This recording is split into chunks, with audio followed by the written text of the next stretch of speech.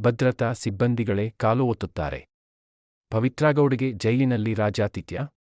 ಸ್ಫೋಟಕ ಆರೋಪ ಮಾಡಿದ ಮಹಿಳೆ ವಿರುದ್ಧ ದೂರು ದಾಖಲು. ಜೈಲಿನ ಸಿಬ್ಬಂದಿಗಳನ್ನು ಪವಿತ್ರಾಗೌಡ ಸಂಬಳಕ್ಕೆ ನೇಮಿಸಿಕೊಂಡಿದ್ದಾರೆ. ಜೈಲಿನ ಭದ್ರತಾ ಸಿಬ್ಬಂದಿಗಳು ಪವಿತ್ರಾಗೌಡ ಅವರ ಕಾಲು ಒತ್ತುತ್ತಾರೆ. ಅವರಿಗೆ ನಿತ್ಯ ಮನೆಯೂಟವೂ ಬರುತ್ತದೆ.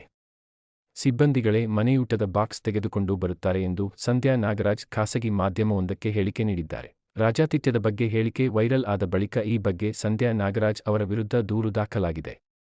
ಜೈಲಾಧಿಕಾರಿಗಳಿಗೆ ಪರಪ್ಪನ ಅಗ್ರಹಾರ ಭದ್ರತಾ ಸಿಬ್ಬಂದಿ ರಶ್ಮಿ ದೂರು ನೀಡಿದ್ದಾರೆ. ಅವರ ದೂರನ್ನು ಆಧರಿಸಿ ಸಂಧ್ಯಾ ವಿರುದ್ಧ ಎನ್ಸಿಆರ್ ದಾಖಲಿಸಲಾಗಿದೆ. ಎಫ್ಐಆರ್ ದಾಖಲಿಸಲು ಕೋರ್ಟ್ ಪೊಲೀಸರ ಅನುಮತಿ ಕೇಳಿದ್ದು, ಅನುಮತಿ ನೀಡಿದರೆ ಎಫ್ಐಆರ್ ದಾಖಲಾಗುವ ಸಾಧ್ಯತೆಯಿದೆ. 3 ತಿಂಗಳು ನಾನು ಜೈಲಲ್ಲಿದ್ದಾಗ ನಡೆದಿರೋದನ್ನ ಹೇಳಿದ್ದೇನೆ.